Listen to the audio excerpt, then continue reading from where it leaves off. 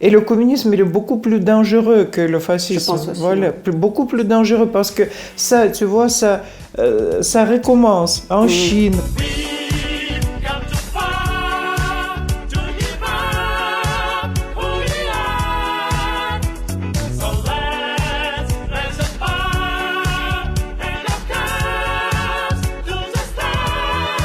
Il est devenu femme pour ne pas aller en armée? Un vrai décadent ne peut pas être soviétique.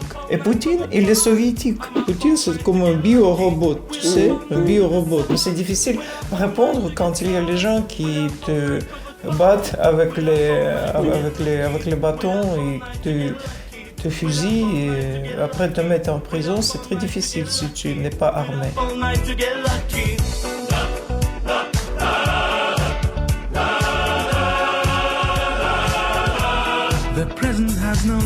Moi, par exemple, j'adore les chants des peuples de Touva. Tu sais, ce chant très profond dans la gorge, et ils arrivent à chanter 2 notes à la fois. Et c'est très très beau. Oui, j'ai entendu. Et c'est donc les bourriates qui chantent comme ça, mais aujourd'hui, je n'oserais jamais faire un concert des bourriates qui chantent après ce qu'ils ont fait à Boutcha. Et c'est tellement évident quand il s'agit des bourriates de dire ça. Mais est-ce que tu comprends qu'aujourd'hui, faire des conférences sur Tolstoï ou sur Dostoïevski, c'est... Moi, j'arrive pas. Je suis pourtant propriétaire de la librairie du Globe. Oui. Je trouve que c'est pas le moment. Il faut vraiment fermer la gueule. Ce sera une obligation d'être heureux.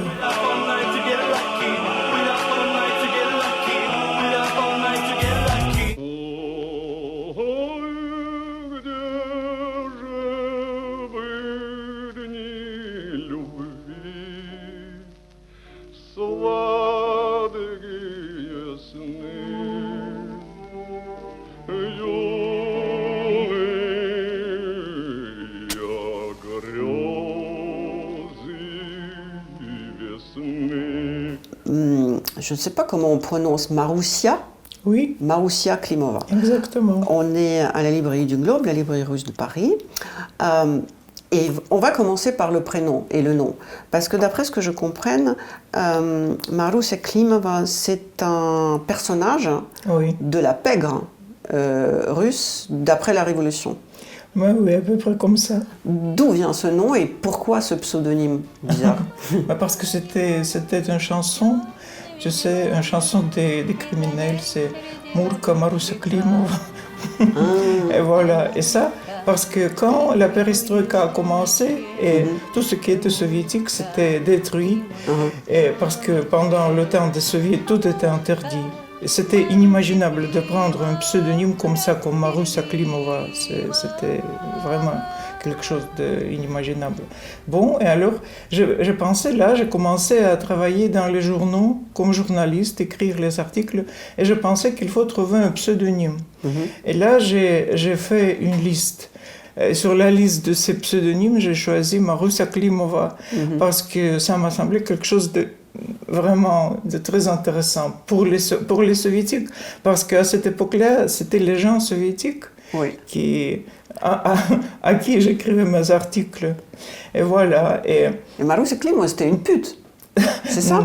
Non, c'était pas une pute, c'était une criminelle, une femme qui dirigeait les criminels, une bande. Une espèce de marraine. Oui, et tu sais que le plus intéressant, que là, j'étais une seule Maroussia, et maintenant, il y en a plein sur Internet.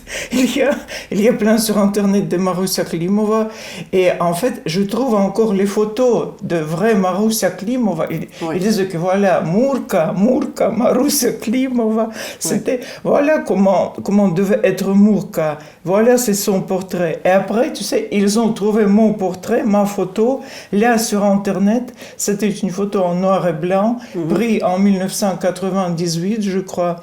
Et là, j'étais vraiment quelque chose comme sans maquillage, sans rien, tu sais, comme ça. Elle dit, voilà, c'est la photo, c'est la vraie Maroussia Klimova. Et elle doit avoir l'air comme ça. Et c'était moi. Et bon, et après, quand j'ai pris ce pseudonyme, dans les journaux, ils m'ont refusé de publier les articles. Ils ont dit que jamais dans notre journal, il n'y aura pas de Maroussa Klimova. Oui. Voilà, c'est la conscience soviétique. C'était pas si facile à changer. Donc la conclusion, Maroussa, c'est que t'es une vraie marginale, une vraie outsider. Et ce qui m'intéresse, c'est que, en fait, avec ce prénom qui vient de la pègre, tu as pressenti peut-être ce qui se passe aujourd'hui, parce qu'aujourd'hui, tout le monde accuse, à juste titre, que notre président, Poutine, qui vient de cette pègre saint-pétersbourgeoise, et toi qui viens de Saint-Pétersbourg, est-ce que vraiment c'est une ville de la pègre, comme d'ailleurs Dostoïevski l'a décrit?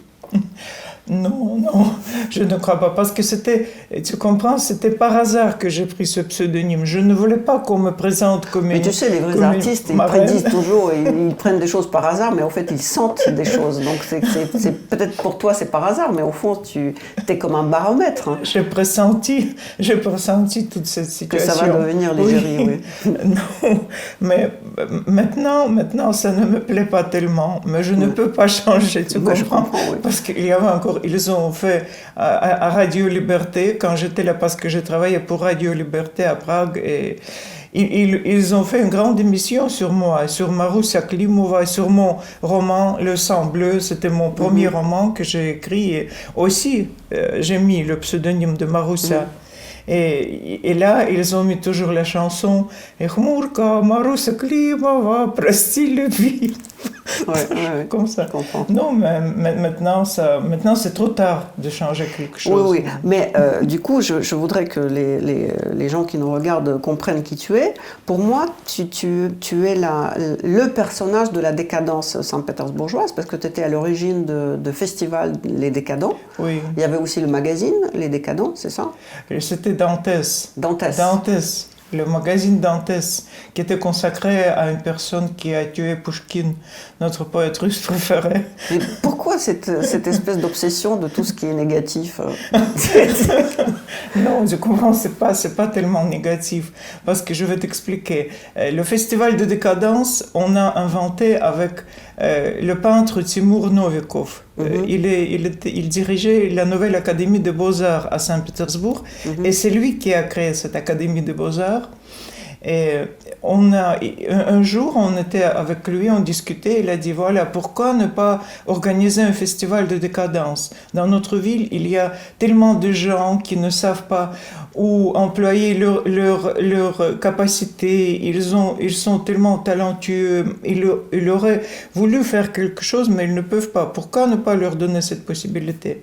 Et nous avons inventé ce festival de décadence. Et c'est Timur, il choisissait les participants parce qu'il disait que nous ne prenons pas des faux décadents, parce qu'il y en a des faux décadents, ceux qui font semblant qu'ils sont décadents.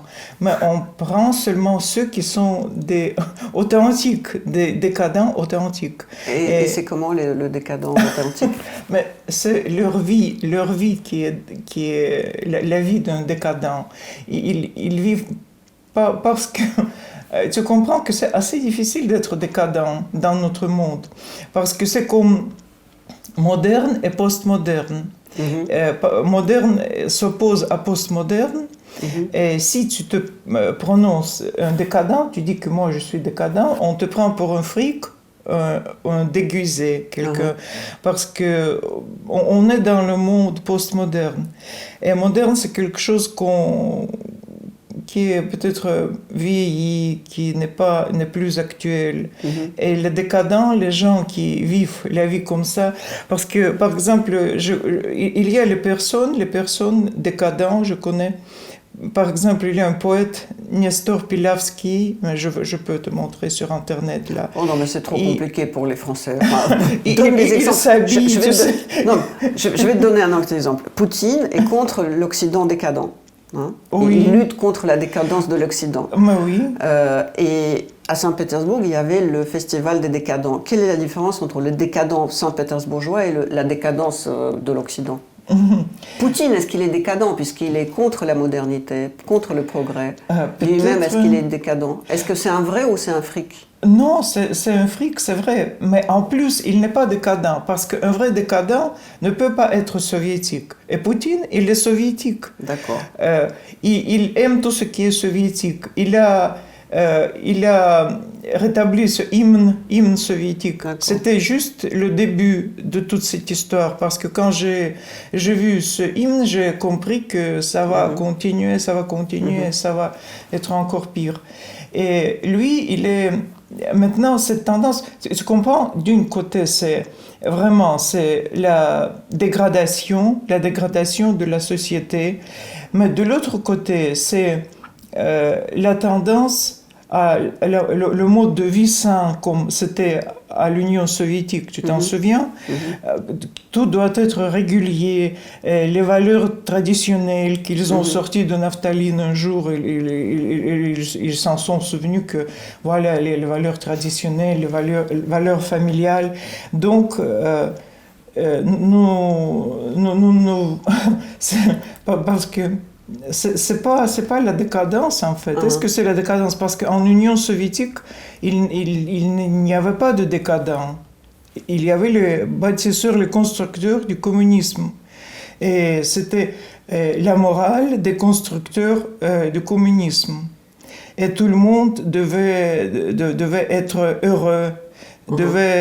Comme dans la Corée du Nord, tu sais. Ils sont toujours contents, ils sont heureux, ils rient. Et c'est interdit d'être malheureux. C'est interdit d'être malheureux. Dans le système communiste? Oui. Et dans le système de Poutine, pareil? Oui, ça va arriver, tu verras parce que... Tout le monde va devenir heureux? Mais ils vont interdire d'être malheureux, c'est tout. Ça sera une obligation d'être heureux. Tu comprends? Et donc, tu décides de faire, avec ton partenaire, un festival de la décadence à Saint-Pétersbourg. Oui, Timur Petrovitch Novikov. Et toi, tu es décadente? Moi, oui, en principe, je suis décadente parce que je partage les idéaux de la décadence, comme on peut dire. Mais tu comprends, la vie est très, très compliquée. C'est un peu compliqué la situation dans laquelle je me suis retrouvée. Parce que pour être vraiment décadente, il faut comment dire, mais il faut laisser tout derrière toi et recommencer la vie mais je ne sais pas, comme un ange. Les anges, ils n'ont pas de sexe. Ils sont vraiment les êtres qui c'est facile à notre âge de devenir des anges. Mais tu as raison. Parce que je m'en suis aperçue qu'ici, on me prend pour monsieur. On me dit monsieur toujours. Et quand je viens de Kyrgyzstan, là j'étais venue juste pour visiter Nestor Pilavski, c'est mon ami, un décadent, un vrai décadent. Et on est allé dans les montagnes et là, il y avait un arrêt, on a pris le bus, il y avait un arrêt, là on est allé aux toilettes. Et là il y avait une femme, il m'a dit forcément que je dois aller dans les toilettes pour les hommes. Et moi je ne pouvais pas lui prouver que... Voilà, c'est ça.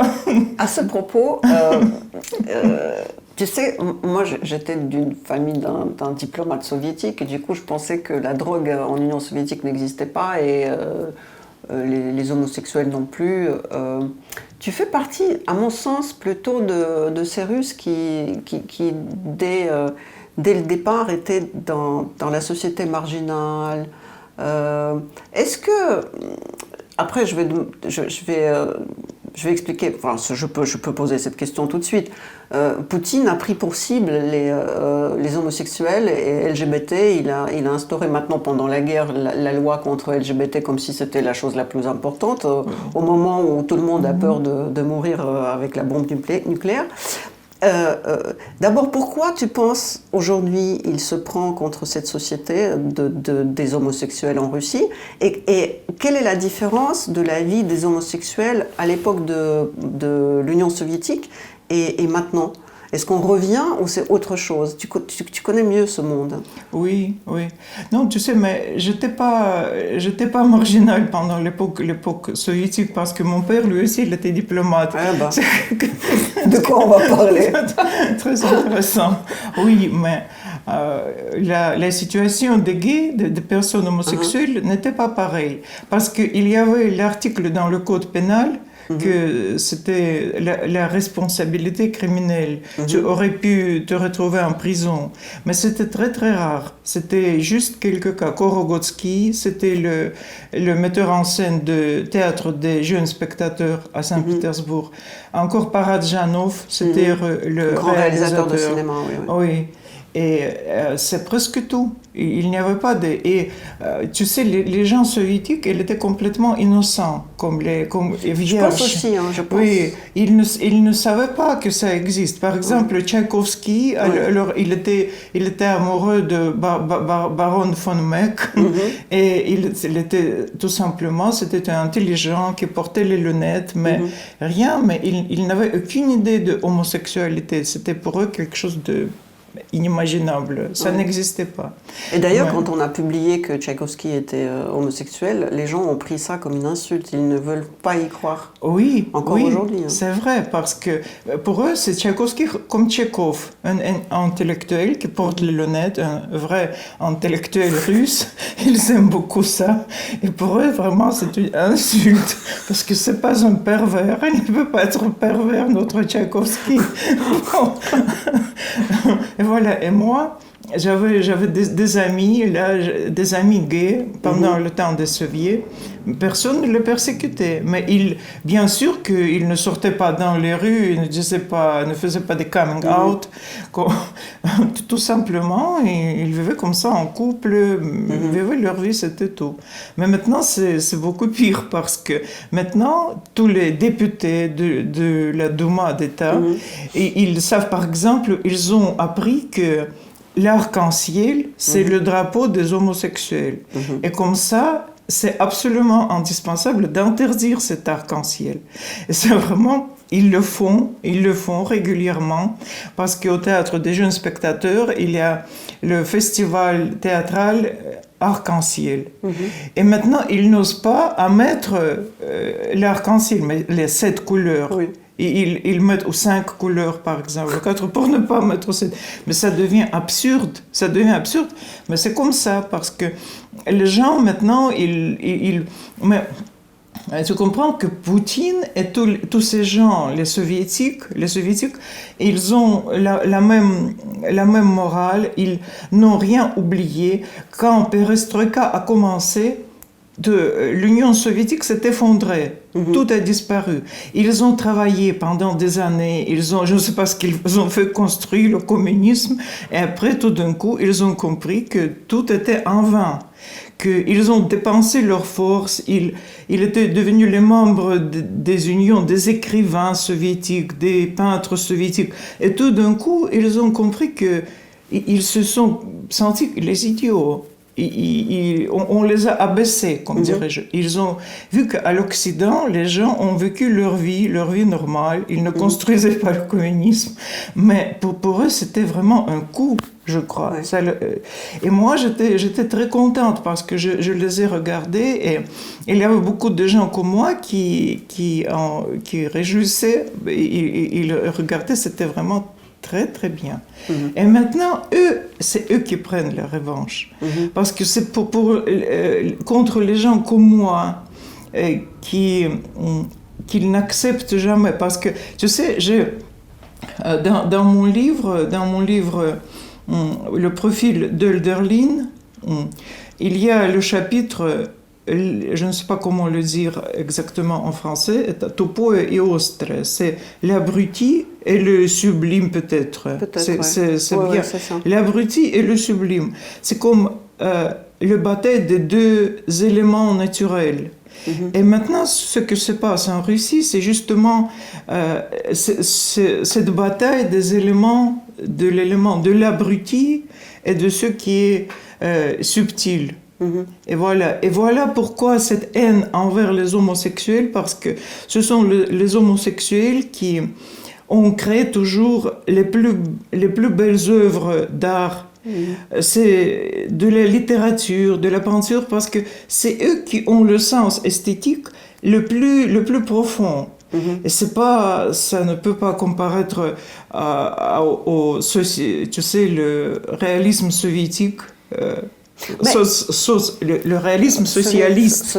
Oui. Mais pourtant, regarde, ils prônent tous la grande culture russe et tout. C'est leur seule, en fait, c'est leur seule monnaie convertible. Hein. Parce que rien n'est convertible en Russie. Ils n'ont rien su produire, ni les voitures, ni rien. À part peut-être la culture. Et donc, dans cette culture, il y avait des homosexuels. Je comprends pas pourquoi tout d'un coup, maintenant, pendant la guerre, cette espèce de haine vers... Poutine n'ose même pas le antisémitisme, parce que le plus grand mal pour le russe, c'est les juifs. Voilà. C'était toujours comme ça. Ça a toujours été la cible. Donc, même les juifs, ils n'arrivent pas à les cibler, ils n'osent pas.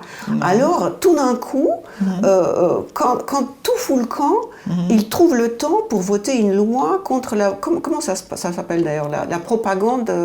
La propagande LGBT parmi tout le monde. Avant, c'était seulement pour les mineurs. La propagande pour les mineurs, c'était interdit. Et maintenant, c'est interdit pour tout le monde. Les livres, les films, les spectacles, tout est parler interdit. En public, c'est ça? Oui, tout est interdit. Ce qui est lié à LGBT, aux homosexuels. Et même, je crois que si tu t'habilles de manière... Par exemple, si tu es une femme et tu t'habilles comme un homme... Ou et qu'on t'appelle monsieur dans les toilettes publiques, c'est interdit. On peut se prendre et mettre en prison. C'est ça, parce qu'ils disent que toi, tu es la propagande, la personnification de la propagande. Parce que tu sais, il y avait un festival de Book à Book à Saint-Pétersbourg, le festival des films LGBT. Maintenant, c'est fini. C'est interdit. Même les livres, ça sera le dernier tour, parce que c'est très compliqué de lire les livres. Si tu regardes le cinéma, là, c'est clair. Les tableaux aussi, mais les livres, là, il faut chercher, il faut trouver. Donc, mais je crois que il faut attendre un peu. Les livres aussi, ils vont les interdire. Mais je dis que c'est comme la bataille de l'abruti et du subtil. C'est ça le sens de toute cette histoire. Et Poutine, il a trouvé tout simplement, parce que tu as raison, il a peur de toucher les juifs. Là, c'est dangereux. Mais en fait, il y a parfois, tu as vu, il y avait les députés, les sénateurs qui parfois, régulièrement, disent quelque chose contre les juifs, et après, ils demandent pardon. Après, ils demandent pardon. Excusez-nous, nous nous sommes trompés, pardon. Mais les gays, c'est une cible vraiment très, très bien pour les Russes. Mais pas seulement les Russes. Tu sais qu'aux États-Unis aussi, il y a l'homophobie. Dans l'Amérique profonde, comme on dit. Et même en France, je crois, il y a, dans les provinces, c'est le plus important que l'État ne soutienne pas ce genre de discours. Il l'interdit, il explique aux gens qu'il ne faut pas le faire, il ne faut pas persécuter les gays parce qu'ils sont gays, ils sont tout simplement autres, ils ne sont pas mauvais, ils ne touchent pas vos enfants. Et en plus, tu sais, cette concentration sur le sexe, sur la vie privée des gens, c'est aussi un moyen de les rendre esclaves, parce que c'est quelque chose de privé. Et ici, par exemple, il te dit avec qui tu dois coucher, peut mettre, tu deviens dépressif, mais c'est très difficile. Et en fait, cette question avec le péché originel, tu sais, je crois que c'est un peu exagéré, parce que les questions, les crimes liés avec le sexe, c'est pas tellement, c'est peut-être un peu, non, c'est exagéré, parce qu'il y a les crimes beaucoup plus graves, comme par exemple l'assassinat, et là c'est tout simplement c'est pour que les gens ne puissent pas ne puisse pas s'exprimer librement. Et c'est ça la raison pourquoi Poutine et tout le reste, il s'occupe tellement. Je voudrais comprendre pourquoi on en est arrivé là. Et donc tu fais partie de ce Saint-Pétersbourg qui pour nous tous, moi je suis de Moscou, mais pour nous le Saint-Pétersbourg c'était la ville où toute l'expression rock'n'roll, la décadence, tout ce qui est marginal est arrivé de Saint-Pétersbourg. Moscou était une ville beaucoup plus conventionnelle, peut-être bourgeoise, je ne sais pas comment dire, peut-être pas bourgeoise parce que prolétaire, mais conventionnelle. Et tout ce qui est marginal, tout ce qui est un peu extraverti, oui, tout ce qui est déguisé venait de Saint-Pétersbourg.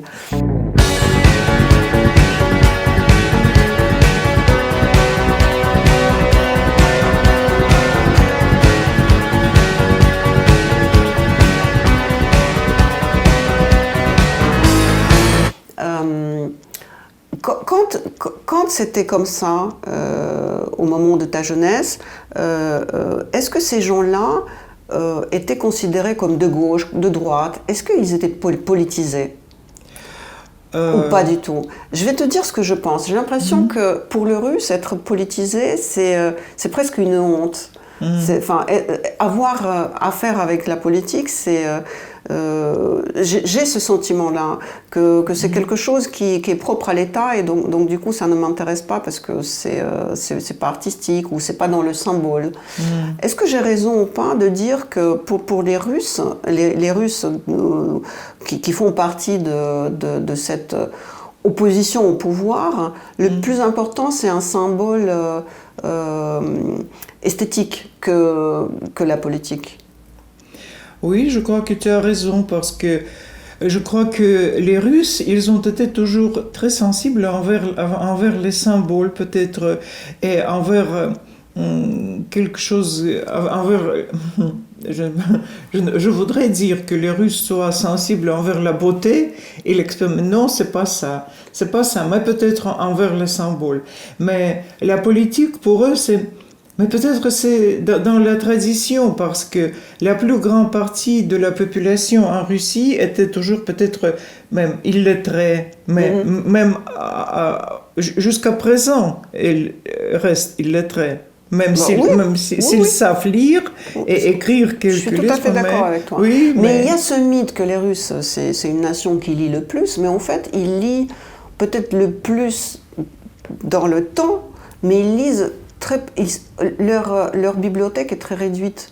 Ils savent peut-être Alexandre Dumas et Victor Hugo et Balzac. Ça, oui, ils ont lu. Mais ils savent très peu de quelque chose de contemporain, t'es d'accord? Oh non, c'est pas ça.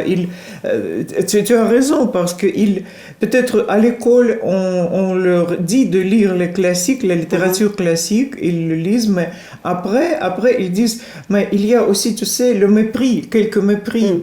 Les gens du peuple, ils disent, bon, mais cet écrivain-là, par exemple, comme Sorokin ou Limonov, il écrit, ah bon, il écrit, mais moi aussi je peux écrire comme lui. Mais alors, il dit qu'il ne peut pas écrire comme Tolstoï, par exemple, ou Pushkin, mais comme Sorokin, il peut le faire.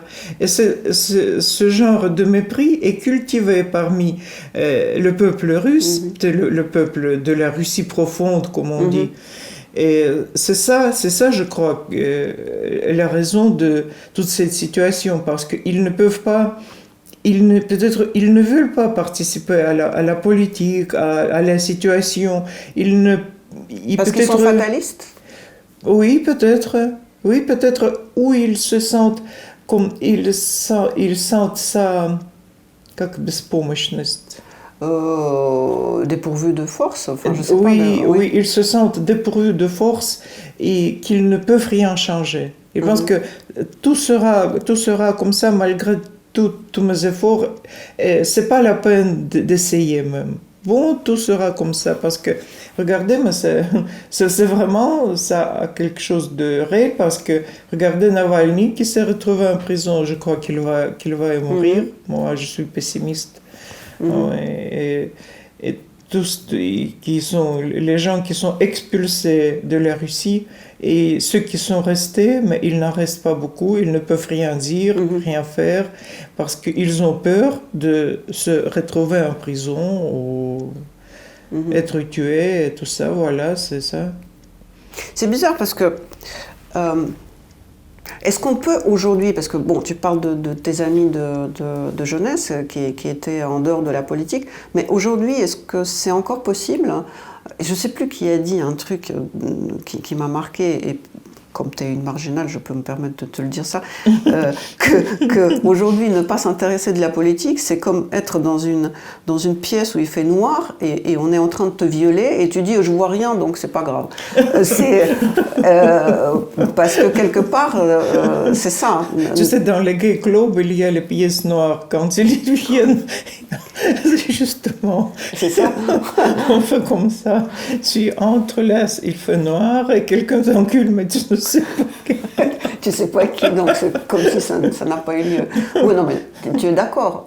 Enfin, moi, je me suis jamais occupée de la politique, j'ai jamais voté de ma vie, mais c'est vrai que tu commences à dire est-ce que c'est encore possible aujourd'hui? Toi, tu t'intéresses à la politique? Tu sais, maintenant... En bonne Saint-Pétersbourgeoise décadente. Mais maintenant, tu vois, la situation change et moi, je change aussi. Par exemple, je ne regarde pas la télé, bien sûr, parce que je ne peux pas voir physiquement, je ne peux pas voir ce type-là, mais je ne veux pas même mentionner son nom parce que je crois qu'il ne faut jamais dire son nom. Et pour moi, c'est vraiment quelqu'un qui, je sais pas, un cadavre qui marche. Horrible. Mais quand je lis par exemple le Télégramme, là il y a les canaux, et je vois tout ce qui se passe, et maintenant, oui, je m'intéresse à la politique, c'est dommage, mais c'est comme ça.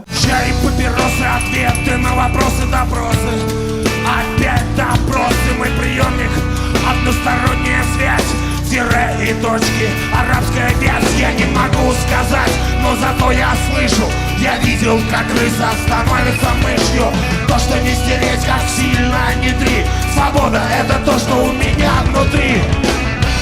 Я свободен, словно птица в небесах. Да, я свободен, я забыл, что значит свобода. Я дирижирую, все вместе.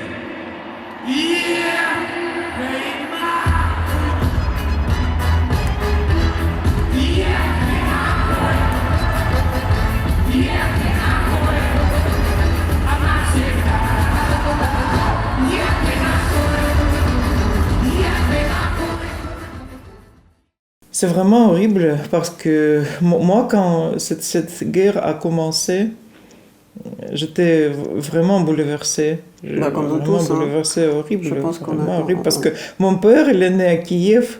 Et ma grand-mère a vécu en Ukraine. Elle a vécu à Shepetovka, c'est la région de Khmelnytsk. Et là, c'est... Et moi, j'ai encore des frères et des sœurs de mon père qui habitent là à Kiev. Et là, je n'ai pas de contact avec eux, jamais, parce que quand ma grand-mère est morte, je n'avais plus de contact, mais je m'en souviens très bien. Ma grand-mère, elle a survécu Golodomor, tu sais. Et ils ont dit que Golodomor n'existe pas, mais si, ça existe.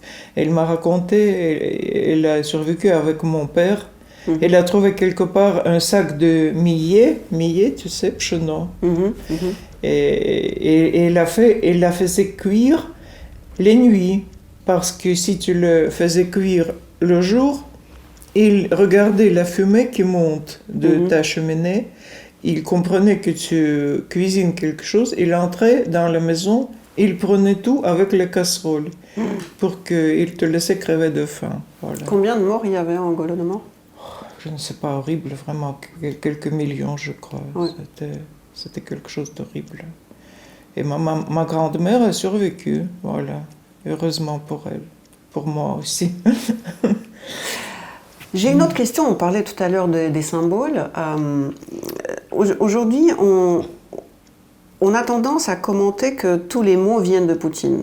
Que voilà, la Russie est devenue aussi sauvage, aussi fasciste, et que c'est à cause de lui. Mais en même temps, en me préparant à la rencontre avec toi, je voulais te poser une question très délicate et très très compliquée à laquelle j'ai pas de réponse.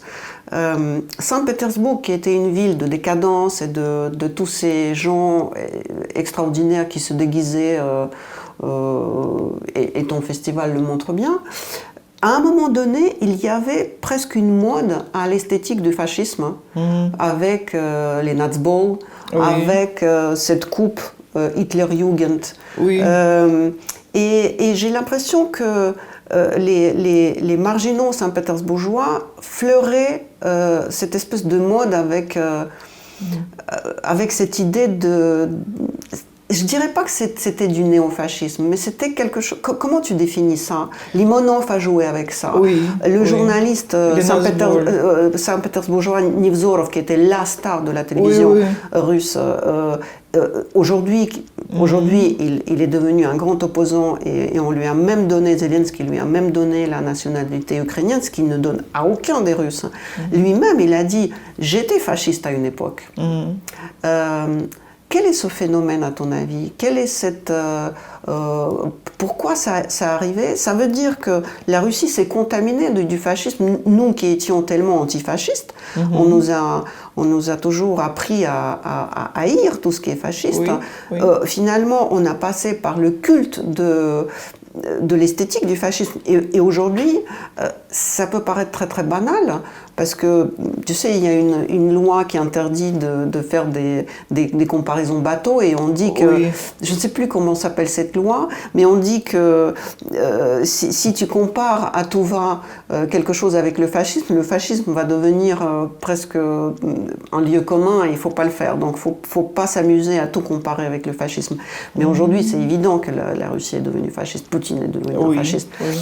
Alors, est-ce que tu es d'accord que ça date pas d'hier, et c'est pas lui, qu'il y avait quelque chose, la bactérie du fascisme est apparue peut-être comme un jeu esthétique, et qui a donné des racines, et qui a trouvé des fleurs aujourd'hui, et qu'aujourd'hui c'est plus du tout un symbole, c'est devenu la réalité. Oui, je crois que tu as raison. Comment tu analyses ça? Pourquoi? Parce qu'avant, pendant l'époque des soviets, il y avait les films, tu sais, plein de films. Il y avait les fascistes, par exemple, 17 moments du printemps, tu t'en souviens? Bien sûr. Une série. Un film culte. Un culte. Sur un espion qui travaillait chez Hitler et qui était... Et tous les Allemands, tu sais, les uniformes étaient vraiment très belles. Très classe. C'est Hugo Boss qui a fait ça. Et bon, et les Russes, par contre, les soldats russes, les officiers, c'était vraiment, l'uniforme était vraiment pas si belle que ça. Oui. Et là, les gens russes, ils regardaient ces séries, ils comprenaient, parce que là, ils essayaient de te montrer que les Allemands sont mauvais et les Russes sont bons, les Soviétiques sont bons. Mais en réalité, les gens ne le comprenaient pas. Ils regardaient parce que les Allemands sont beaux. Et les Russes, non. Et alors, c'est à cause de, je crois, c'est ma théorie à moi, je ne sais pas si j'ai raison, à cause de ça, ils ont commencé à aimer toute cette esthétique fasciste. Tu comprends? Et c'est peut-être... ça a été comme, tu sais, comme dans le sous-sol, dans la subconscience. Ils ne le comprenaient pas, mais ça les a contaminés. Oui, et il n'y avait pas de moyen de le combattre, parce que les films qu'on tourne maintenant là en Russie, ils ne peuvent combattre aussi. Convaincre personne, parce qu'ils sont vraiment très très mauvais, de mauvaise qualité.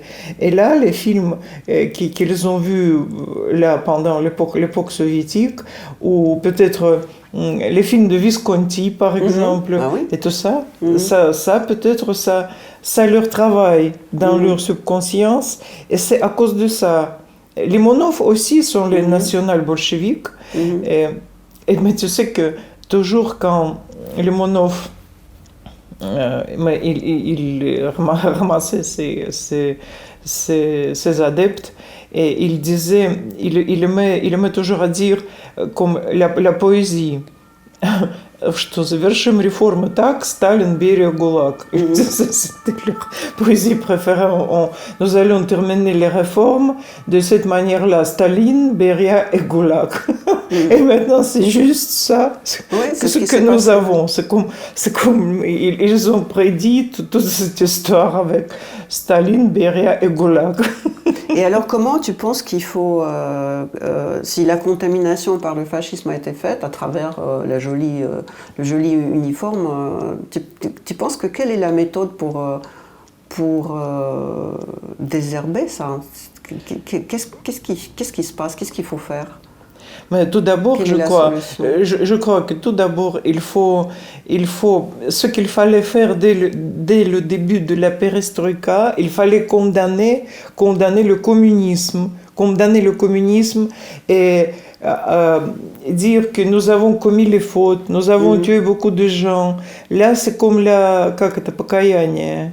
Rédemption. Oui, la rédemption. Oui. C'est ça qu'il fallait faire. C'est le début de tout ça. Mais tu comprends bien que moi, je parle souvent avec les Français ici, des gens intellectuels, et à chaque fois quand je parle de l'interdiction du communisme, ils font enfin, mais de quoi tu parles? Parce qu'il y a un parti communiste en France, et c'est vrai qu'ils ne comprennent pas ça. Ils ne comprennent pas, parce que tu sais que le communisme et le fascisme, si tu peux comparer. Parce que les fascistes, ils ont fait des horribles choses, horribles, mais ils l'ont dit franchement. Ils l'ont dit. Bon, il y avait Nuremberg. Oui, ils tuaient les Juifs. Bon, ils l'avaient dit. Mais les soviétiques, les communistes, ils n'ont jamais avoué ça. Tu sais, c'est comme quelque chose toujours... quelque chose de caché, mais ils disent nous sommes pour la paix, mais ils tuent les gens. Nous sommes très, très humains, mais en fait, finalement, ils mettent les gens en prison. Tu sais, ils ne disent jamais. C'est comme je ne sais pas. Je veux te donner, parce que tu sais, il y a un philosophe que j'aime beaucoup, c'est un espagnol, Unamuno, qui a dit un truc, je vais essayer de restituer sa citation, que les communistes sont pour l'égalité sociale et on est tous égaux devant la mort. Voilà pourquoi les communistes adorent tuer, parce qu'ils veulent que tout le monde soit égal. Oui, ça aussi, oui, c'est bon. Mais non, le communiste, voilà pourquoi je pense que c'est très bien. Les Américains, en fait, tu sais, dans les années 50, il y avait la loi de macartisme, quelque chose comme ça. Tu m'arraches ça de la bouche, parce qu'en fait, tout le monde critique cette période, mais non, moi, je suis pour. Les Yankees avaient raison. Et le communisme, il est beaucoup plus dangereux que le fascisme. Je pense aussi, voilà, beaucoup plus dangereux, parce que ça, tu vois, ça recommence en Chine maintenant, ça recommence en Russie, c'est comme, tu sais, la guerre hybride, tout est hybride là. Ils ne disent rien franchement comme les fascistes, parce que là, eux, ils disaient franchement que voilà, nous faisons ça, nous tuons les ennemis. Ils ne disaient pas, on est le même peuple avec les Juifs. Non, ils ne disaient pas. Tandis que Poutine dit... On est le même peuple avec les Ukrainiens, voilà pourquoi on va les tuer. Oui, et tout est hybride en Russie maintenant, tout est hybride. Et je crois que la cause, c'est ce communisme, parce que tu sais que cette loi-là, il a interdit de comparer l'Allemagne nazie avec l'Union soviétique. Il a interdit de comparer. Mais voilà, c'est... Mais quand même, il y a quelque chose de commun. Mais quand même, il y a une grande différence, parce que vraiment, les Allemands, ils disaient ce qu'ils faisaient. Ils le disaient franchement. Ils le faisaient consciemment. Et le communiste, non, jamais, jamais. C'est ça que je n'accepte pas, je ne supporte pas ça. Et je ne crois pas que la Russie, dans le futur, ils ont dit que cette belle Russie du futur, comment ils disent? Parce que quand Perestroïka a commencé, ils disaient, c'était... le devise, il disait que la Russie qu'on a perdue, Et maintenant, il parle de la belle Russie du futur. Mais je ne comprends pas quelle sera cette belle Russie. Et ce que je vois, ça ne me plaît pas du tout. D'ailleurs, la Russie d'aujourd'hui, c'est une utopie ou une dystopie pour toi? Je ne sais pas. Je ne sais même pas.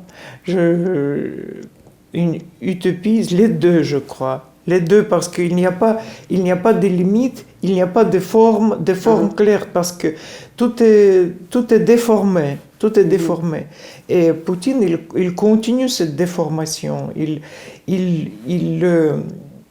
fait de pire en pire, de pire en pire. Quand je le regarde, et lui aussi, tu t'as vu, il est devenu quelque chose comme, tu sais, comme pas un monstre, mais quelqu'un qui n'a pas de forme, qui est vraiment... Tu sais, moi je pense que Poutine, ce n'est plus quelqu'un qui décide, hein, c'est devenu un symbole.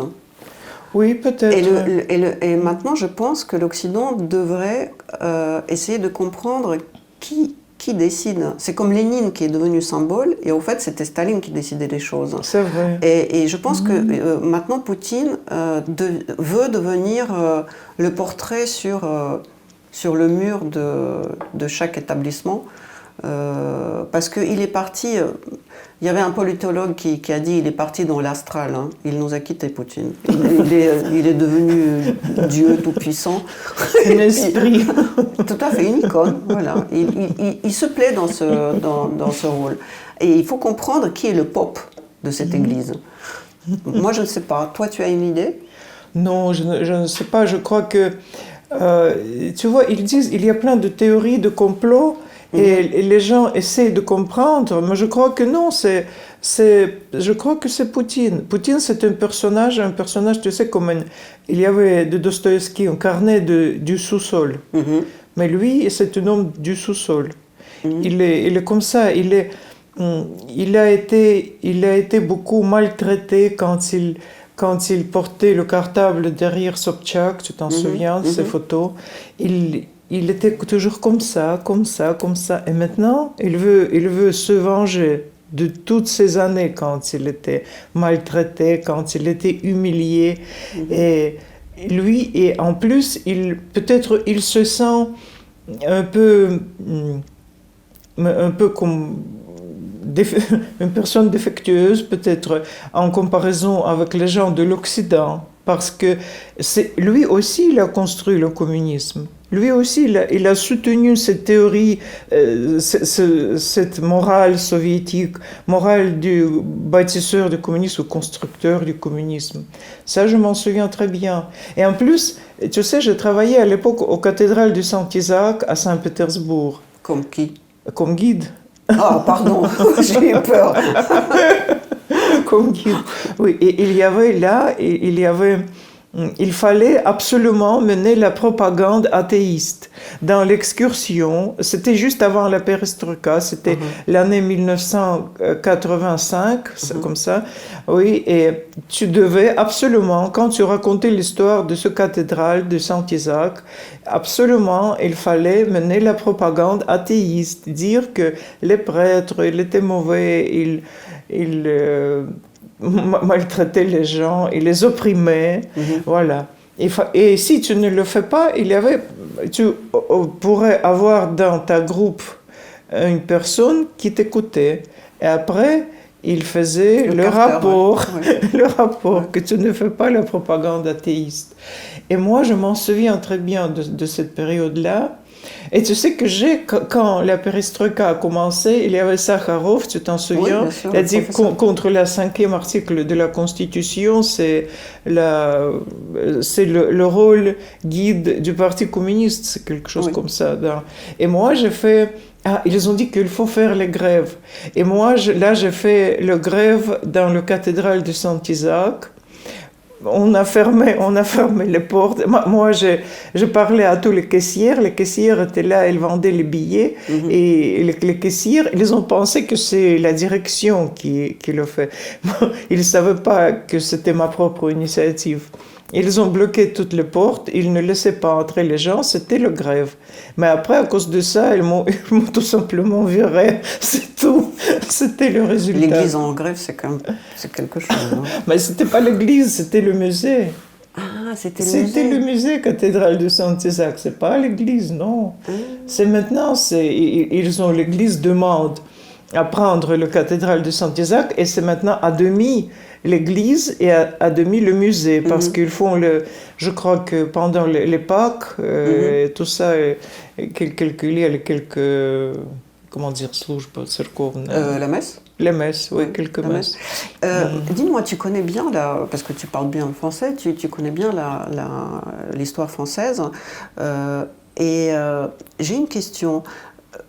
Si on comparait Poutine avec un des personnages historiques, lui il se compare avec Pierre le Grand, évidemment, rien de moins qu'eux, mais ne penses-tu pas qu'on peut le comparer avec Napoléon III ?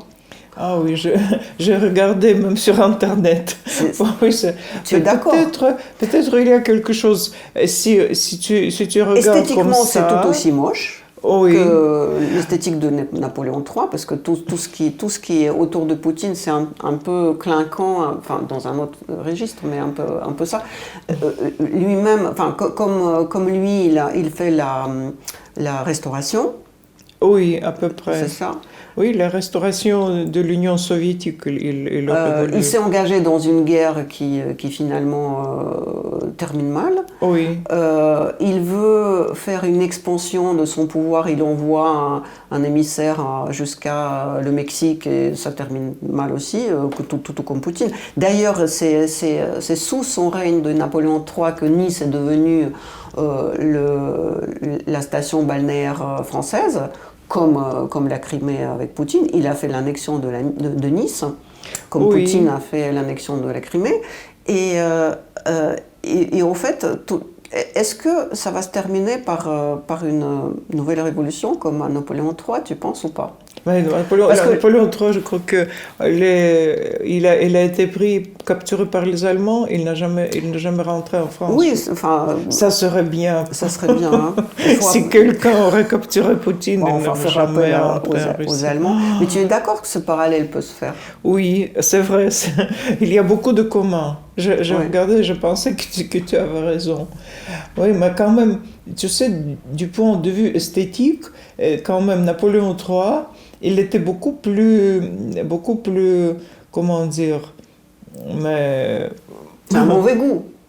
Non, c'était il ne faut pas comparer avec Poutine parce que lui... Non, mais dans un vraiment, sens, tout est de mauvais goût. À une époque, Oui, peut-être. Mais quand même, je ne veux même pas comparer Poutine à Napoléon, parce que ces deux mots, c'est pas possible. Quand même, le nom Napoléon et Poutine, c'est rien. Parce que Poutine, c'est un homme du sous-sol, un fonctionnaire. Toute sa vie, il faisait comme ça, il faisait les petits papiers, il faisait sa carrière. Et maintenant, tout d'un coup, il a eu cette chance inimaginable de devenir un tsar d'un énorme pays. Et maintenant, il peut faire tout ce qu'il veut. Et il n'a pas de limite. Par exemple, en Union soviétique, les autorités soviétiques, tous ces secrétaires généraux du parti, il ne pouvait pas se comporter comme lui. Il ne pouvait pas. Il avait les limites. Il disait comme ça, tu sais, les gens avec les têtes carrées, comme ça, avec les costumes, cravates, et il disait comme, nous sommes pour la paix, nous sommes humanistes, nous sommes contre la guerre, comme ça, comme les automates. Mais lui, Poutine, ce qu'il fait, il fait tout ce qu'il veut. Mais je ne sais pas, c'est quelque chose de... Quand les diplomates commencent à parler en argot et employer les mots argotiques et se comporter comme ça, ou comme les hooligans, comme les chroniques, tu sais, ils commencent à cracher par terre. Oui, mais ne penses-tu pas que, d'abord pareil, ça date pas d'hier, parce que Lavrov, par exemple, que tout le monde a considéré comme un très très grand diplomate, c'est pas hier qu'il a commencé à jurer et à parler comme une pègre. Ça a commencé il y a bien longtemps. Et simplement, est-ce que c'est pas de la faute de gens, des diplomates occidentaux, d'avoir permis tout ça ? Et d'ailleurs, ne penses-tu pas que c'est un peu une tendance du monde. Regarde, les hommes politiques français parlent très très mal maintenant. Ils se permettent de jurer, ils se permettent des mots d'argot. Et ne penses-tu pas que c'est un peu une tendance comme ça je pense que dans le genre, il y a le champion, c'est le président de Philippines. Ah, lui aussi il paraît que oui, quand il parle, c'est quelque chose. C'est de mauvais exemples, Ouais. sont de mauvais Ouais. exemples, ça. J'ai Ça se l'impression répand. Господин Лавров, разрешите вопрос от представителей иностранных СМИ. А нас не пустили. Сказали, что по вашему поручению. Не разрешили толкать. Qu'est-ce que tu penses du fait que les outsiders et des marginaux prennent un peu le pouvoir? Zelensky a ouvert le bal. Oui, Et il y a de plus en plus de gens. Zelensky est un comique. Il y a le Premier ministre de Slovénie qui est un comique. Il y a le président de Guatemala, je pense, qui est un comique aussi. Elon Musk qui prétend devenir un homme politique aux États-Unis. Oui. Et je pense qu'il va réussir. C'est un outsider aussi. Il y a le rappeur, je sais pas, Kanye West qui est qui a un mouvement White Lives Matter, qui lui a racheté une autre plateforme de communication, Parler, je pense, ça s'appelle. Enfin, il y a des marginaux qui commencent à remplacer les hommes politiques classiques. Toi, tu dois être ravi avec ta décadence. oui, peut-être je n'y vois rien de mauvais parce que, en principe, c'est mieux que si les anciens KGB de KGB comme Poutine prennent le pouvoir. Je préfère les marginaux, ça serait mieux. Parce que ce sont les gens qui ont l'expérience, qui connaissent la vie. Zelensky, si en comparaison avec Poutine, il a fait l'impression beaucoup plus favorable que Poutine. Il est vivant. Il est vivant, Ouais. oui, il communique avec les gens, mais ce n'est pas un mannequin comme Poutine, parce que Poutine c'est comme un biorobot, tu sais, un biorobot. Et ce qu'il raconte, tous ces discours, là, ça devient de plus en plus fou. On a dit, j'ai entendu une opinion qu'il est vraiment fou, qu'il est malade. Tout simplement, Mais comment a-t-il pu contaminer toute la société? Parce que maintenant, quand tu écoutes ce que les Russes racontent, les Russes de ma famille, oui. de ma famille, quand ils me parlent, de ma famille aussi. Ça, quand ils parlent sérieusement des moustiques, des moustiques qui piquent que des Russes. Des moustiques contaminés. C'est ça. Contaminés. Mais comment c'est possible dans un pays qui prétend être un pays de science, qui a envoyé un homme dans l'espace en premier? Et aujourd'hui, il parle des moustiques qui contaminent que des Russes. Mais tu sais que dans la psychiatrie, il y a le terme l'induction. C'est la folie à inducter. Parce que si, par exemple, tu passes quelque temps avec un fou, avec un malade, peu à peu, tu deviens... il t'influence. Et tu ne t'en aperçois même pas. Mais finalement, peu à peu, tu commences à te comporter comme lui. Un peu à peu. Et après, tu deviens complètement... Tu partages ses opinions, tu répètes après lui ce qu'il dit. Et c'est à peu près la même chose. Parce que quand une chef d'État, il parle par télé, et tous les gens l'écoutent parce que la plupart des gens, ils regardent la télé quand même. Ma mère, par exemple, elle regarde la télé tous les jours, du matin au soir. Et bien sûr qu'elle dit que Poutine, il a raison, tout ce qu'il dit, c'est vraiment... Elle dit, maman, mais tu as vécu toute sa vie en Union soviétique. Ils t'ont menti toute ta vie. Et toi, tu ne t'en doutais pas qu'ils mentent. Tu savais qu'ils mentent et tu ne leur faisais pas confiance. Et maintenant, tu crois que tout ce qu'ils racontent, c'est bêtises. Ça c'est vrai. Elle dit, non, tu ne comprends rien. Tu ne comprends rien. Ce sont les Ukrainiens qui ont tort, ce sont eux qui aurait pu nous agresser et prendre notre pays, nos richesses naturelles. Moi, je dis, mais quelles richesses? Ils ont les richesses eux-mêmes. Non, non, c'est pas ça, voilà. Et les gens, la plupart des gens, ils parlent comme ça, oui. Je voudrais quand même dire que, toute décadente et marginale que tu sois, tu es la seule traductrice de Céline en russe. Oui, non, il y avait peut-être les traductions de Voyage au bout de la nuit, il y avait encore quelques traductions, peut-être 2 ou 3, mais le reste, oui, je crois que moi, je suis... Comment tu es devenue traductrice de Céline? Comment tu l'as découvert? Et si je sais bien, tu étais très proche de sa femme, de sa veuve. Oui, j'étais parce qu'elle est décédée. Elle est décédée en 2019, le 7. Oui, et Céline, quand c'était encore en Union soviétique, je travaillais à la Bibliothèque nationale à Saint-Pétersbourg. C'était le stage après les études à l'université.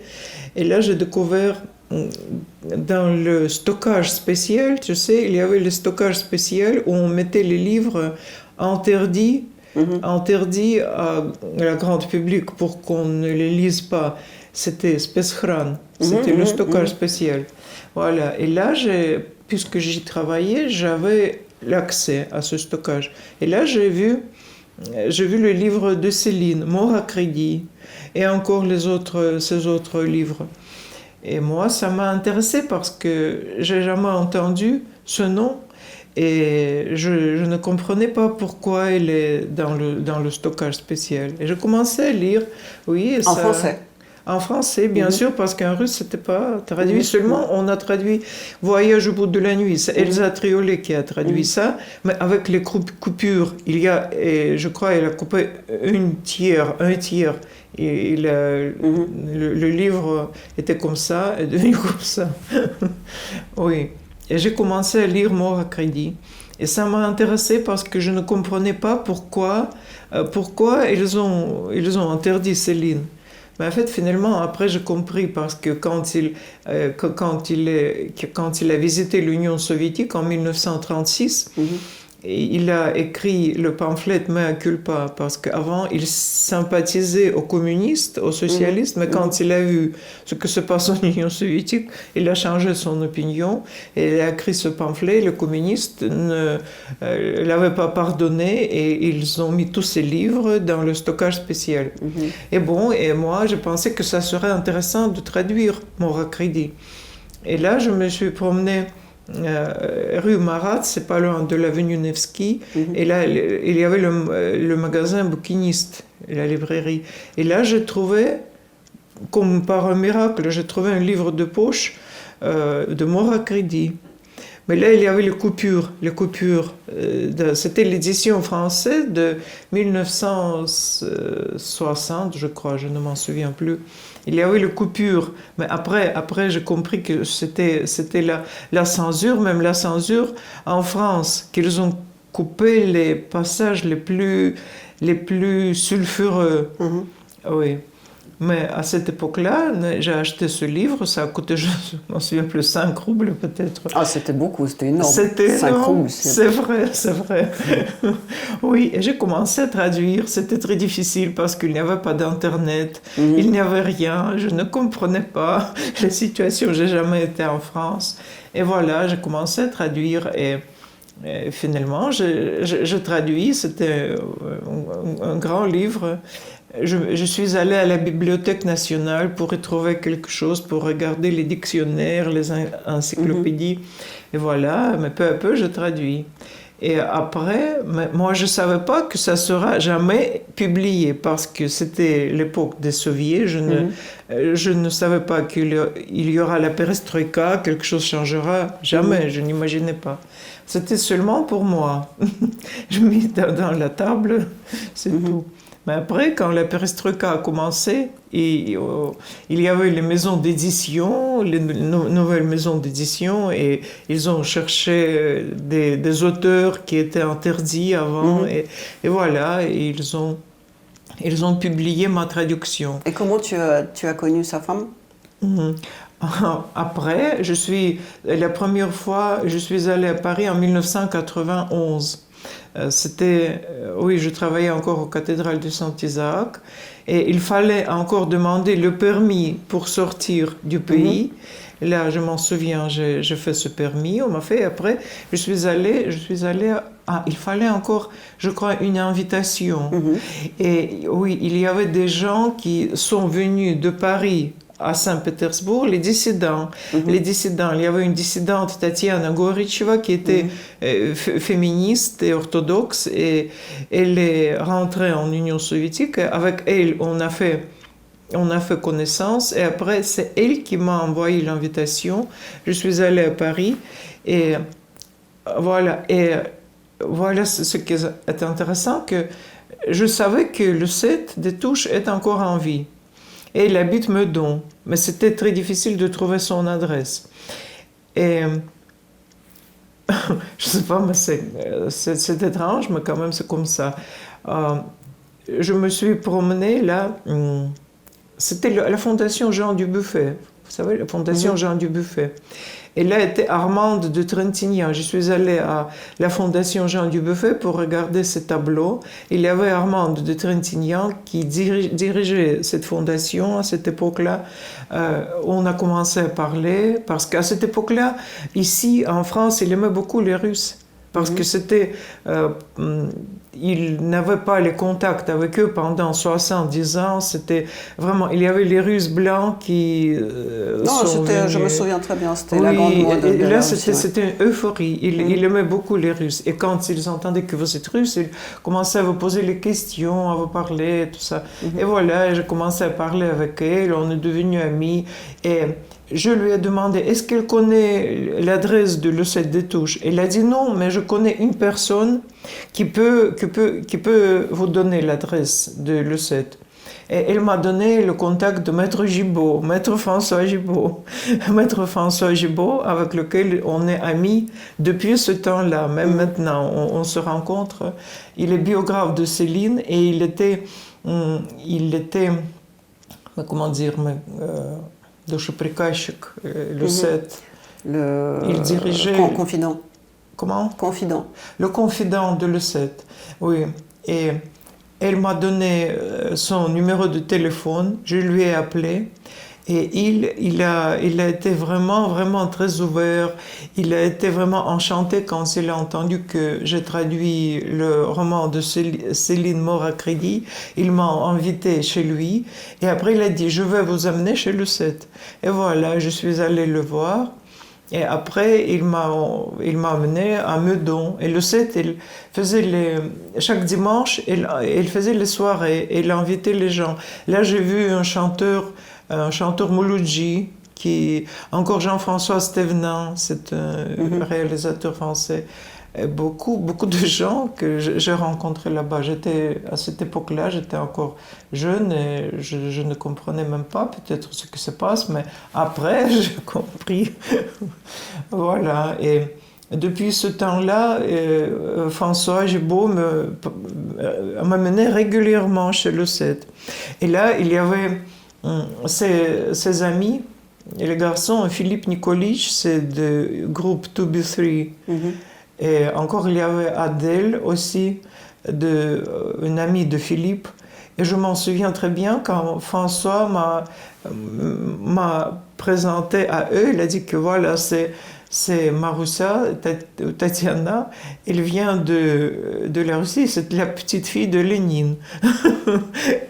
et Philippe a demandé, est-ce que vous avez vu votre grand-père? J'ai dit, je savais, non, je ne l'ai pas vu, parce qu'il avait les pensées vraiment très, très floues sur l'âge, sur les années, quand Lénine est mort, quand il était né, tout ça. Et voilà, mais... Tu es rentré de la Russie, ça fait 10 jours que tu es là? Oui. Comment tu es arrivé en France? Quand la guerre a commencé, le 24 février, j'ai eu tellement peur et moi, mon visa était terminé, c'était déjà... Parce qu'il y avait Covid, 2 ans de Covid. Ça, je comprends, mais là, comment tu t'es retrouvé? Parce qu'il n'y a plus de vol. J'avais des amis en Estonie, les écrivains estoniens. Et je leur ai écrit que vraiment c'est horrible, il faut sortir de la Russie, etc. Et ils connaissaient le consul estonien qui était à Saint-Pétersbourg, mais on l'a fait virer de Saint-Pétersbourg juste dans 2 jours. Mais il a eu le temps de me faire le visa. Mais l'Estonie a fermé les frontières pour les Russes maintenant. Oui, mais c'était le visa Schengen.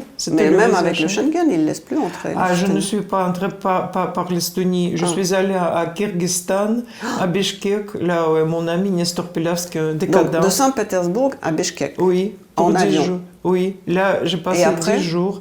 Et après, j'ai pris l'avion à Istanbul et de Istanbul... Non, de Bishkek à Istanbul. Oui. D'Istanbul à Paris. Oui, c'est ça. Et combien ça coûte tout ça? Pas tellement cher parce que c'était le low coster Pegasus et ça a coûté, pour aller à Bishkek, ça a coûté 15 000 roubles peut-être. Et pour aller de Bishkek à Paris, ça a coûté près de 23 000 roubles comme ça, pas tellement cher. Et donc maintenant, c'est la seule solution pour se retrouver en Europe. Oui, mais en plus, à Istanbul, ils regardent très attentivement ton passeport. Et ils peuvent ne pas te laisser monter en avion. Et comment tu te débrouilles? Ta carte ne marche pas, la carte russe de crédit ne marche pas? J'ai ouvert la carte à Kyrgyzstan, à la banque de Kyrgyzstan. Comme ça... Et c'est possible? Oui, c'est possible. Et maintenant, ça marche. Ça marche. Oui. Il y a les gens qui vont à Kazakhstan, mais à Kazakhstan, je connais personne. À Kyrgyzstan, j'ai un ami. Lui aussi, il a travaillé à Moscou. Et comme professeur. Et il avait le salaire de 140 000 roubles. Mais il a tout laissé parce qu'il était contre la guerre pour l'Ukraine et tout ça. On l'a viré. Et là, tu vas rentrer, dans quelques jours, tu vas re-rentrer à Saint-Pétersbourg? Oui, le 5 novembre, je vais rentrer parce que là, j'ai mes 2 chats. Mes 2 chats, ils s'appellent Pierre et Gilles. Et le chat noir, c'est Pierre, et le chat blanc, c'est Gilles. Et le chat blanc, il a les yeux, un œil est vert et l'autre œil est bleu. Et voilà, mais je ne peux pas le faire vacciner. Et il ne faut pas, il n'y a pas de vaccin là en Russie maintenant, de vaccins pour faire sortir les animaux du pays. Ah, c'est ça, tu peux pas. Et si tu pourrais les faire vacciner, tu partirais de la Russie? Peut-être, je ne sais pas. Peut-être parce que tu sais... T'es vraiment marginal, toi. À mon âge, c'est assez difficile, oui, de prendre les solutions comme ça, mais c'est vraiment quelque chose de vraiment dégoûtant, ce qui se passe en Russie maintenant. Quand tu te réveilles chaque jour, le matin, tu ouvres les yeux et la première chose que tu penses que voilà, maintenant, ils vont prendre encore les lois, ils vont persécuter les gens, ils vont les mettre en prison, ils vont bombarder l'Ukraine, et tout ça, et tout ça. Ici, à Paris, tu n'y penses pas tellement. Oh si, moi j'y pense tous les jours. Oui, mais là, c'est encore plus dégoûtant. Ici, c'est pas tellement... Autour de toi, parce que tu as quand même des amis assez spécifiques, il y a des gens qui étaient arrêtés, emprisonnés. Les gens qui ont fui la mobilisation? Oui, il y a beaucoup de gens, surtout les hommes, après cette mobilisation, ils ont fui, presque tous mes amis, ils ont fui. Mais il y a les gens qui sont restés, moi j'ai peur pour eux. Par exemple, il y a une personne qui a changé son sexe là, une fois, mais как смена пола, il a changé, le transgender. Il est toujours là et Il est devenu femme pour ne pas aller en armée? Non, et ça fait longtemps parce que tout d'abord elle était un garçon, après elle est devenue une fille et maintenant elle est devenue encore un garçon. Oui. Redevenu. Mais par rapport à l'armée, qu'est-ce qui va se passer? je crois qu'il peut être mobilisé comme tout le monde. Donc je lui dis qu'il faut qu'il parte absolument, mais je ne sais pas, il attend quelque chose. Il a peur de changer parce que c'est très difficile, tu sais, de changer. Vraiment, de quitter tout. Non, mais bien sûr, évidemment. Et dis-moi, étant donné que quasiment tous les hommes en âge de fleur sont partis, oui. Ça se voit dans la ville qu'il n'y a que des femmes? Non, pour le moment, non. Je vois aussi les hommes, mais je crois que c'est pas pour longtemps. Parce qu'on dit que Poutine, il a dit qu'il a achevé la mobilisation, mais il n'a pas... Non, il n'a pas terminé. Mais je veux dire, déjà, la grande partie des gens qui ont fui la mobilisation sont partis des grandes villes. Donc je pense que ça devrait être sensible. Hein. Oh, je ne sais pas, non, pour le moment, pas tellement. Parce que ça va être quand même très étrange de se retrouver dans des villes où il n'y a que des femmes. Oui, la ville des femmes, tu sais. C'est dingue, hein. C'est dingue, le rêve des féministes. Je crois que c'est le film de Fellini, je crois. Non, on va voir comment ça va se terminer. Mais si, par exemple, je crois que c'est Poutine, si Poutine va vaincre, va devenir le vainqueur de cette guerre. Tu penses que c'est possible? Non, je ne crois pas, mais il peut faire tout, tu sais, il invente toujours quelque chose de nouveau, toutes ces perversions, toutes ces... Mais si, par exemple, il va perdre la guerre, alors il se réalisera sur nous. Nous serons les coupables. Si il va gagner cette guerre, aussi... Non, quand tu dis non, c'est qui? Nous, les gens qui habitent là-bas en Russie. Voilà. Et il va se réaliser sur nous, c'est tout. Alors bon, les perspectives sont mauvaises, de deux côtés.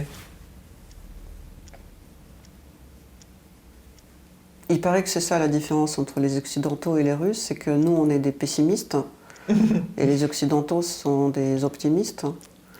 Oui, peut-être. Oui, je m'en suis aperçu. Oui. Mais les Occidentaux sont les optimistes parce qu'ils savent qu'ils peuvent faire quelque chose. Ils n'ont jamais construit le communisme.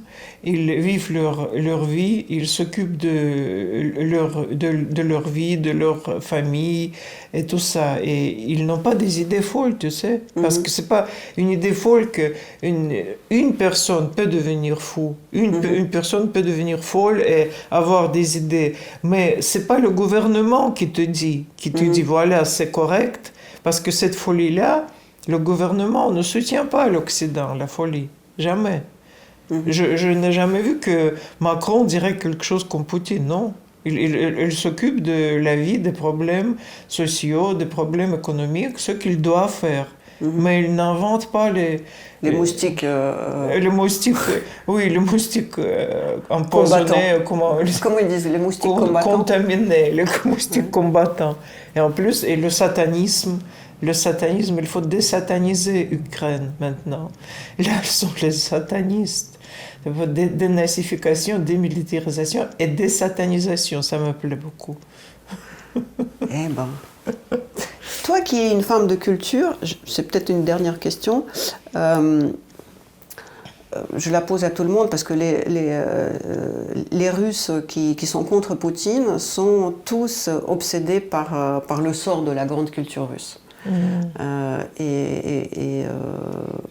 Et tout le monde, tous les gens qui ont immigré, au lieu de s'occuper effectivement de la construction de la nouvelle vie, parlent, oh là là, qu'est-ce que Dostoïevski va devenir, qu'est-ce que Tchaïkovski va devenir, hein, comme si c'était des problèmes. Moi, par exemple, j'adore les chants des peuples de Touva. Tu sais, ce chant très profond dans la gorge, et ils arrivent à chanter 2 notes à la fois. Et c'est très très beau. Oui, j'ai entendu. Et c'est donc les bourriates qui chantent comme ça, mais aujourd'hui je n'oserais jamais faire un concert des bourriates qui chantent après ce qu'ils ont fait à Boutcha. Et c'est tellement évident quand il s'agit des bourriates de dire ça.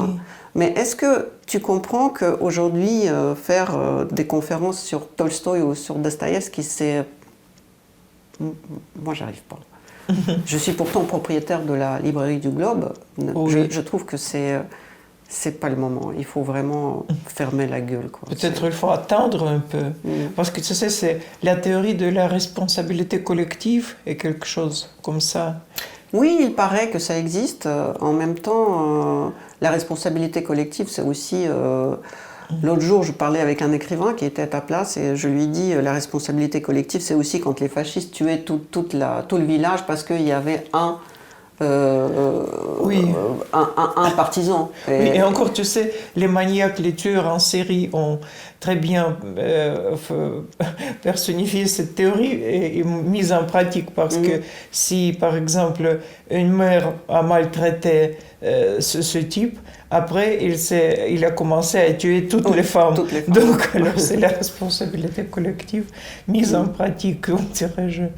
Non, mais je ne sais pas, parce que tu sais, pour moi, c'est pas, je ne vois pas, les bourrettes, ce sont les Russes, les Russes, voilà, il ne faut pas faire différence, je crois. Et c'est eux qui ont fait ça, mais je ne sais pas comment dire, mais je crois que on peut trouver les coupables parce que vraiment, eux, ils sont responsables parce que chacun prend sa décision quand il fait quelque chose, quand il tue les gens là en Ukraine ou viole les femmes et vraiment fait des choses horribles.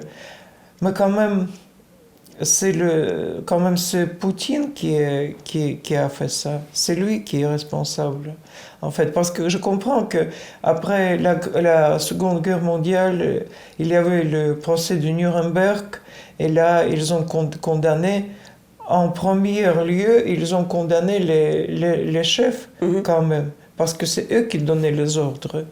Et bien sûr que les soldats aussi, ils sont coupables et il faut qu'ils... Ça serait mieux s'ils refusent, par exemple, s'ils ne le font pas, s'ils disent que non, nous ne voulons pas tuer les gens, non. Mais c'est impossible, à mon avis. Tu ne penses pas que la guerre est allée tellement loin et qu'il y a cette espèce de chose qui se passe dans un collectif dans n'importe quelle guerre. Quand elle va très loin, le peuple se soude ensemble contre un ennemi, et peu importe qui c'est. Comme en Allemagne, quand on disait tuer de l'allemand, et si vous le voyez 2 fois, tuez-le 2 fois. Et j'ai l'impression que une partie des Russes est partie à l'étranger, et ceux qui sont restés, je vois que même mes amis qui sont des gens bien, qui sont des artistes, qui sont contre Poutine, vu comment la réaction de l'Occident se soude contre la Russie, et vu qu'on ferme les frontières, on leur coupe les vivres avec l'interdiction des cartes de crédit, tout d'un coup, je vois qu'en espace de 24 heures, de 48 heures, ils continuent petit à petit à avoir un discours anti-européen. Eux veulent pas de nous. Et au fait, ils répètent exactement le même comportement que Poutine, qui est vexé par l'Occident. Parce que je voulais être avec vous, vous n'avez pas voulu de moi, maintenant je me referme, et du coup je vais vous bombarder peut-être.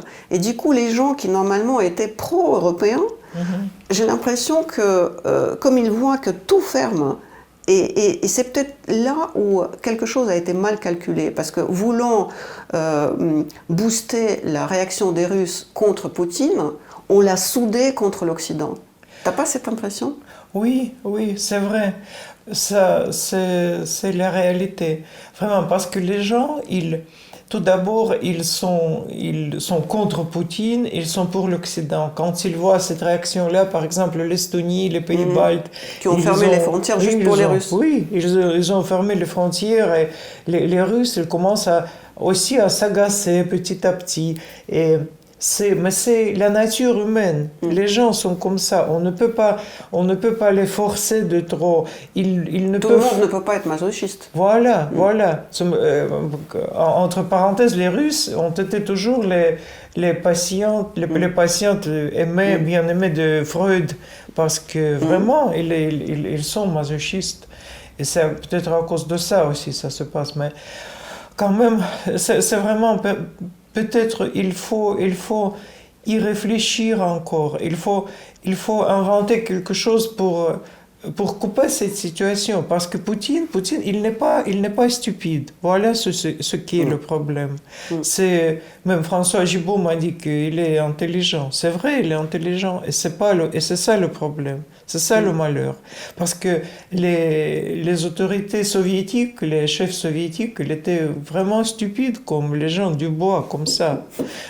Mais Poutine, non, il comprend tout, il est assez pervers, il comprend la psychologie aussi. C'est ça, nous avons l'affaire avec ça. Et il faut aussi inventer quelque chose, le plan, se conduire,